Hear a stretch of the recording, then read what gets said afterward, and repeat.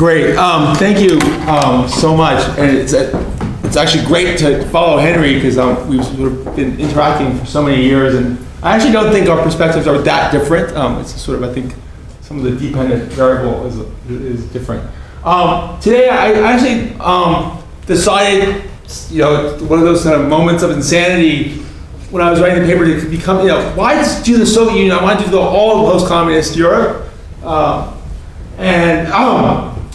And basically, what I want to argue is, to take a sort of structural perspective.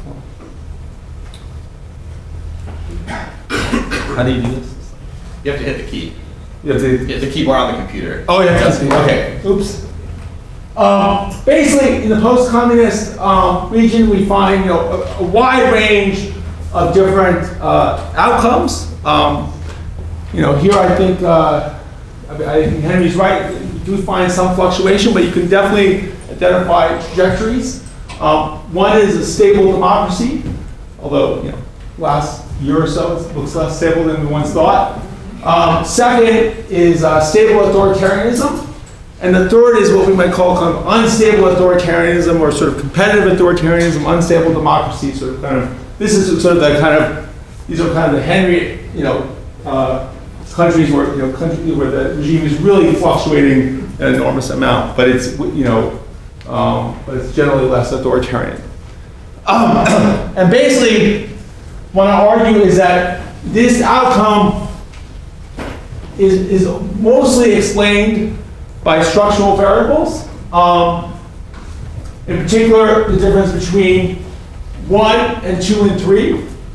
Basically, that's the difference between Eastern Europe and the former Soviet Union. And that the differences between stable authoritarianism and unstable authoritarianism are a mix of structural and voluntarist factors. I think, as much as, I come from Berkeley, I'm a structuralist. Look at the former Soviet Union, leadership really does matter. Damn. So basically, the argument is that regime outcomes are mostly explained by structural factors.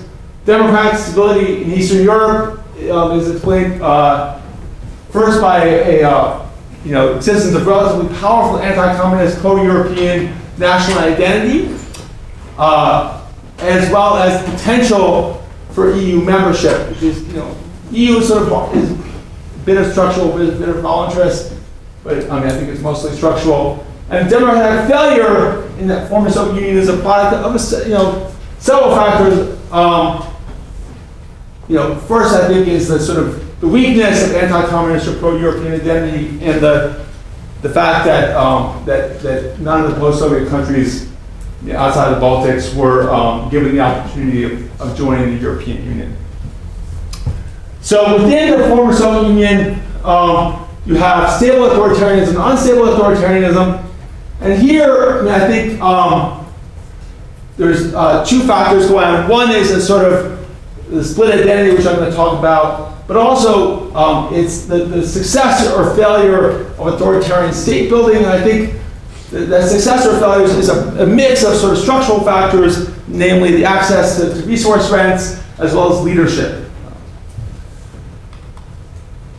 Okay, so when Henry and I were in graduate school, the Bible was this book, it's a green book, called Transitions from Authoritarian Rule, which, the success of books has a lot to do with their timing, right? So Scotch Poles, States and Social Revolutions was hugely successful, not simply because it was, well written, but because it was published in the same year you had two social revolutions, right? Iran and Nicaragua, right?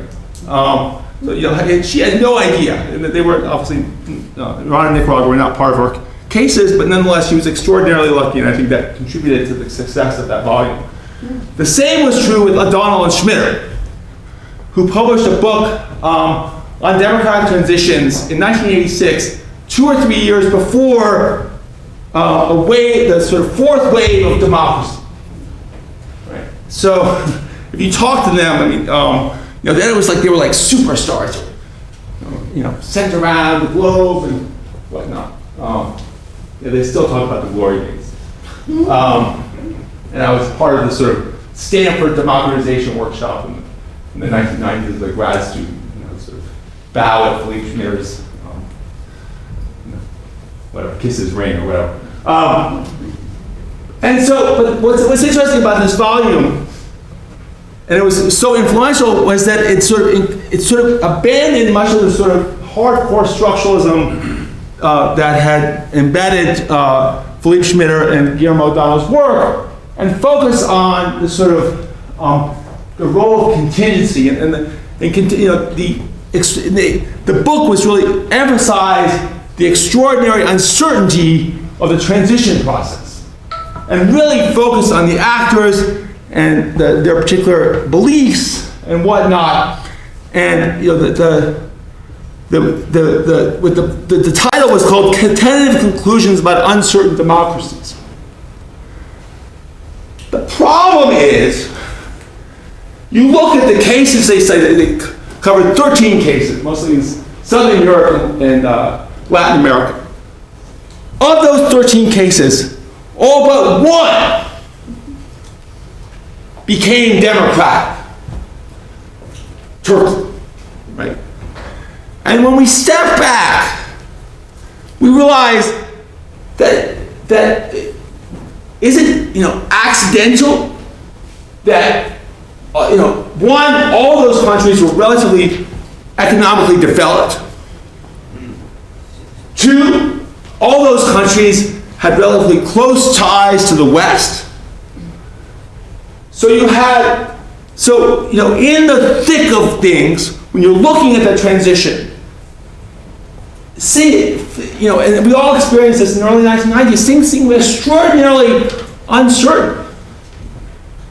But the simple fact that all of them democratized, exception of one, tells you, well, maybe, was it really so uncertain? Right?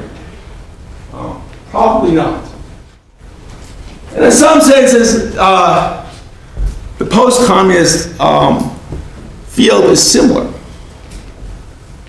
the 1990s, when I was, trying to figure out my dissertation topic, you had really smart people, Mike McFall, Steve Fish, talking about the uncertainty of democratic transitions. But stepping back, we find an extraordinary pattern. I mean, it's just like it hits you over the head, which is that at one level within the post-Soviet case, you have no stable democracies of the 12. None. You have huge variation, but you have no stable democracies. Within Eastern Europe,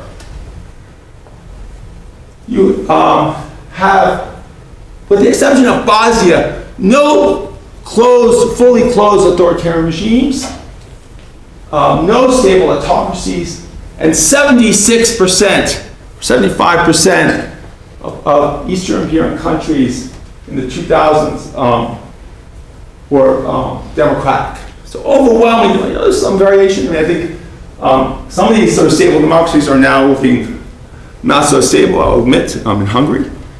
But nonetheless, you still have an outcome. You still have a quarter of a century of stable democracy. So even if Hungary falls, it's still, it's still a long time to be democratic. And I think it's something that's worth explaining. Okay, so I think in a similar way, I think as we step back, it doesn't seem quite as uncertain as when we were in the thick of things and interviewing Yeltsin's associates and the like. So what do we mean by structuralism and voluntarism? I just want to talk about that since it's the theme of the panel and something I care deeply about. So structuralism refers to long-term factors that are difficult for any individual to change. In the structural perspective, choices, individual choices matter in the trivial sense. I mean, in the sense that politics is made of human beings deciding things, right? It's like, I often get students who say, well, how can you not have choices? The issue here is that, the argument here is that choices are relatively constrained. So in a sense, you could talk, in the case of resource, two examples are resource rents and opportunity to join the EU. I mean, you could talk in a sense of the choice of leaders to take advantage of resource rents. But, who, can you imagine who wouldn't take advantage of those rents, right? So think of that as really a choice.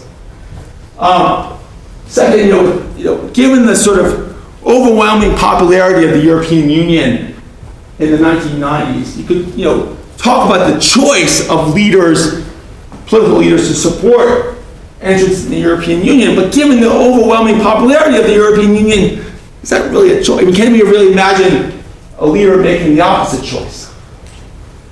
Not so much.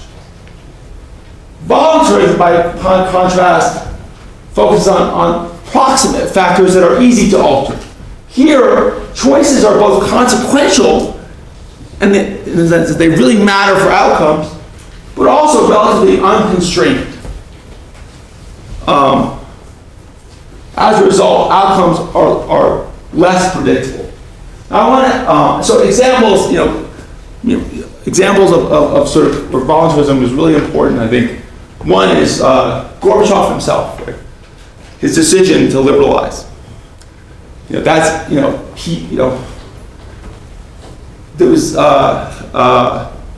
was a choice that was relatively unconstrained. It was why, in response to economic, some economic problems in the Soviet system, he decided to open up politically. It's not an obvious choice, right? A little bit slow growth, create pluralism. That's not an obvious outcome. And he easily could have made a different choice in '86 and '87, or a different kind of reform, more like China, that did not involve the introduction of political pluralism. So that's a relatively, profoundly important world historical example where voluntarism really mattered and shaped world history. Similar example, comes from the rise of the Nazis. President Hindenburg appointing Hitler as chancellor. That was a very incredibly unconstrained choice. A lot of people he could have appointed as chancellor, but it had profound impacts. So the question, here again, sometimes the sort of differences between structuralism and voluntarism are exaggerated. So the point is not that structuralists don't argue that the outcomes are just predetermined, right? There's always it's a question of weight, right? How far, how much are outcomes constrained versus unconstrained? Okay, so let's get to the argument itself. So first of all, democratization in Eastern Europe was first, I think, a product of factors that Keith Darden and Anna Jamal Busa talked about, which is the rise of the sort of anti-communist, pro-European identity. And I've been toying with how to phrase this. This is the problem of sort of trying to reframe your whole paper 5 days before you present it. So, but basically, I think what you had, what they argue is this sort of strong sort of anti-communist identity was a product of pre-communist literacy. And what this did was it created the basis for a powerful anti-communist nationalism, which was both anti-communist as well as pro-European. And the fact that it was pro-European is a function, I think, both of pre-communist literacy, but also a function of the fact that these countries, the simple geography and linkage ties to Europe. So what this is, how did this create democracy? Well, two ways. First, it meant that the first election resulted in the replacement of the old communist elite by a new elite, but not just a new elite, but a new elite who desperately wanted to be part of Europe. And therefore, in being part of the European club, meant and still means, I hope, being a democracy. So as a result, for the most part, you had quite rapid democratization. Some more or less rapid, in Slovakia a bit less rapid, but nonetheless. democratization. Second, there were countries in which you did not have this strong anti-communist, pro-European nationalism. Romania, Bulgaria, and the Balkans. Here, this is where the European Union comes in. Now, the European Union is a bit more complicated. I think it's a bit less structural than the rise of anti-communist nationalism. First of all, there was, a decision by the EU to promote democracy. Although I have to add, this was a decision that had been made way back in the early '60s when the European community at that point, what was called, was deciding whether to admit Franco as Spain into the European community. And they basically made a fateful decision in the late 50s and early 60s that to become part of the European club, you had to be democratic. And so the fall of communism in Eastern Europe, led to the expansion of the European Union, and the choice here, I think, of which countries to include in the European Union was part, a bit of structure and a bit of voluntarism, right? So, clearly the structural elements were geography, proximity to Western Europe, and ties to Western Europe. But there's also, I think, a bit of perception. It's interesting to think about the early 1990s, which I think were a key choice point, because here, while it was obvious that Poland and Czechoslovakia and Hungary were going to become part of the European space, what do you do with Bulgaria and Romania, right? And Belarus and Ukraine? Which, remember, Belarus at that time in the early 1990s was relatively democratic. And here was it. I've been trying to get my graduate students to do dissertation on this, but no one does it. But basically, it seems like there was a perception that Ukraine and Belarus were kind of part of Russia's sphere of influence, whereas Bulgaria and Romania less so.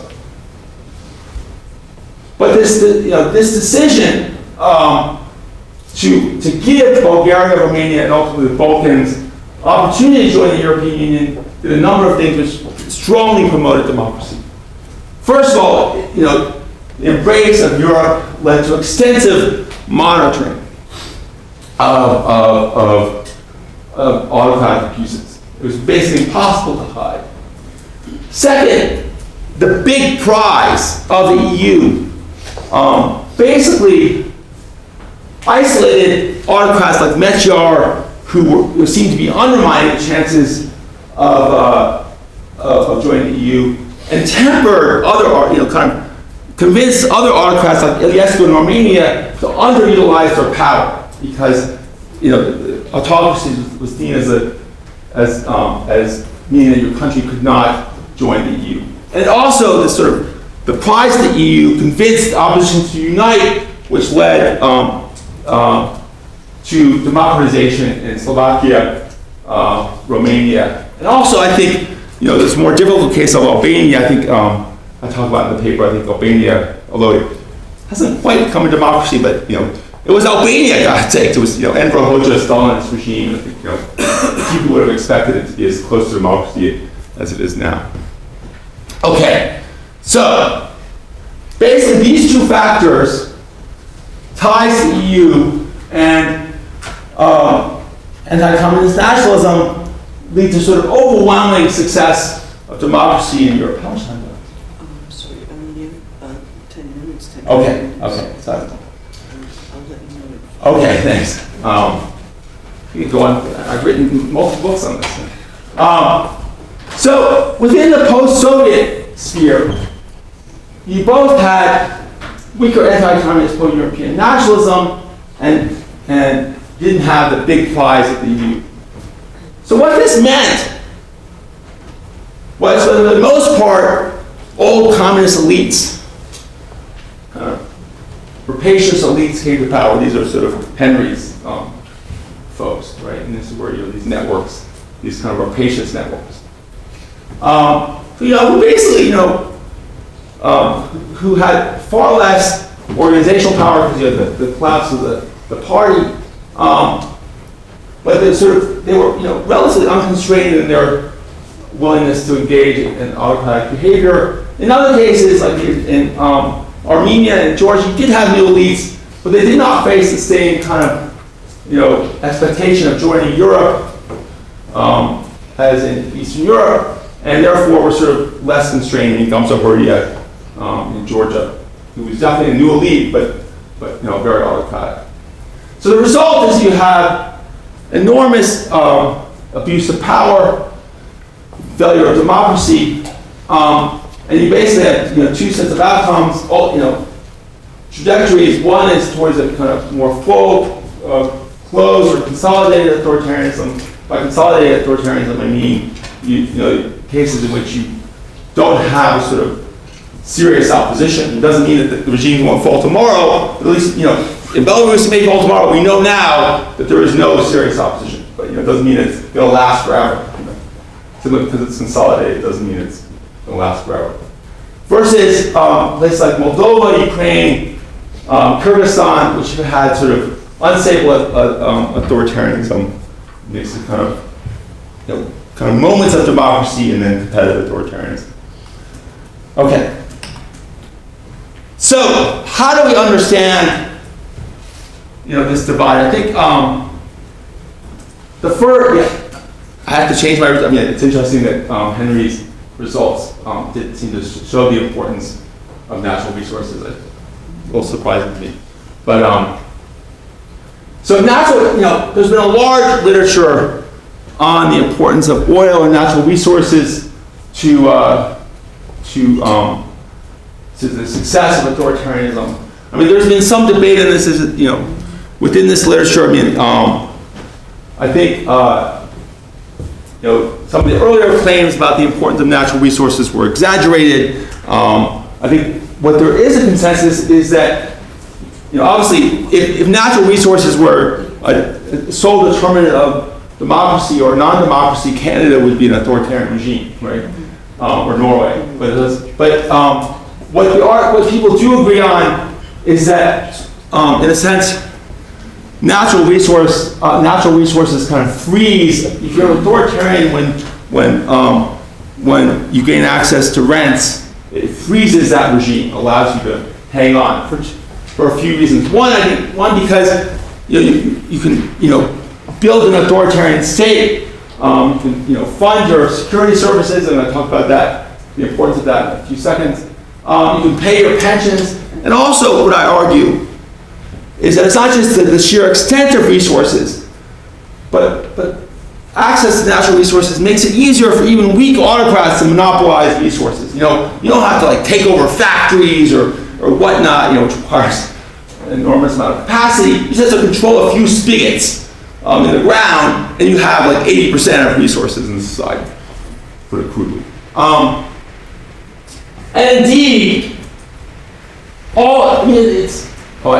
left out Uzbekistan there. The 5 of the post-Soviet cases that relied on natural resources, according to the World Bank, all became consolidated authoritarian regimes by the 2000s. All of them. And so, maybe that's sort of a mere coincidence. I don't think so. I should add, however, that this wasn't all determining. I mean, you have very different trajectories towards consolidated authoritarianism. You have Azerbaijan, Kazakhstan, and Russia were much more unstable in the 1990s, whereas Turkmenistan, Uzbekistan basically barely changed. I mean, they were sort of always closed.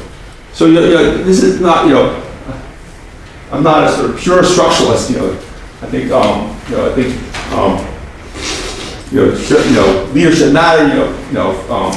And so, but ultimately, great.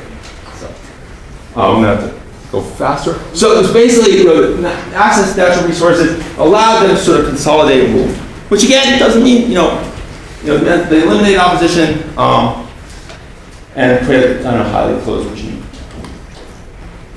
Now, in a second factor was identity, which I'm happy to see that Henry confirmed. Thank you, Henry. That was very nice of you. Basically, what whereas in Eastern Europe you had cases of dominant anti-communist pro-European identity. In two countries, Moldova and Ukraine, you had especially a real divide between strongly pro-European anti-Russian identity and a kind of Russophile identity. That was, to an important extent, as Keith Darden has shown, caused by pre-communist patterns of literacy. And what this did, what my work is focused extensively on, is that, what this did is it kind of created a mobilizational base for both the opposition and incumbent. So, these societies generally had very weak civil societies. But when they were out of power, Russophile or anti-Russian, they were able to draw on these identities to mobilize support. Be it on the streets, as in Ukraine in 1990, which had a kind of pro-European identity, or 1993, which you had a sort of Russophile identity, and 2004 and 2014, where you had sort of pro-European identity, which was mobilized. And these protests in the Orange Revolution and the Euromaidan were very regionalized. I mean, the data is overwhelming. The participants came, were very regionalized. And so I think this is explained, I think research by Mark Weissman and others has shown that this mobilization is, very well explained by regionalism and regional identity. And so basically, the split identity made it, almost impossible to consolidate authoritarian rule. It did not create stable democracy, but made it that much very hard to consolidate non-democratic rule. The rest of the cases, are just a bit messier. This is where I think, I just can't get around the fact that that leadership mattered. To briefly go through here. What mattered, I think, was the capacity of leaders to build authoritarian states. So where you had, I'm just going to go through this very briefly, I can talk about it in Q&A. Basically you had weak coercive capacity and weak control of the economy. Those factors made it that much harder to consolidate authoritarian rule. So basically, in terms of coercive capacity, if you didn't pay your police, and you had a few thousand people on the streets, as in Kyrgyzstan in 2005 and 2010, even a few thousand protesters could overwhelm the state and lead to your ousting. Similarly, if you didn't control the economy, that meant that oligarchs could could fund the opposition, as often happened in these cases.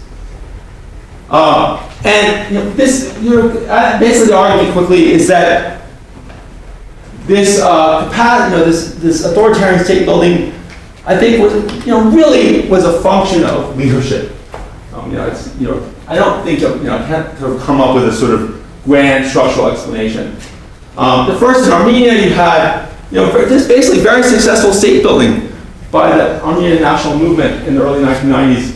There was state breakdown in 1990, but then Trajectories and others created an effective draft, highly cohesive course of apparatus, which successfully put down protests in 1996 and several times in the early 2000s. Belarus was very different. I think here the issue was partly the course of capacity, but mainly the fact that Lukashenko decided not to privatize in the early 1990s when he came to power. So Kuchma privatized, Shevardnadze privatized. Lukashenko thought about privatizing, you read the literature, for about 2 minutes, and then he changed his mind. Why did I do it? And so basically, what my book is about him Gorbachev had destroyed central planning. What Lukashenko has kind of rebuilt it using some old Soviet institutions, some new, almost.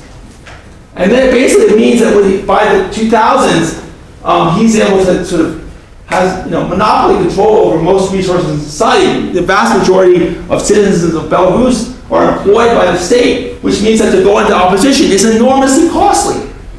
So it means that only people are willing to sort of not have a stable job, that it's high cost. By contrast, Georgia, at least in the 1990s, was a case of failed state building, which leads to unstable competitive authoritarianism. Similarly, in Kyrgyzstan, Tajikistan, that doesn't really work for argument. I don't know if you agree with that. Okay. And so just to conclude, I think, this is what I talk about. I think that leadership matters. I think there's been someone other than Lukashenko in power.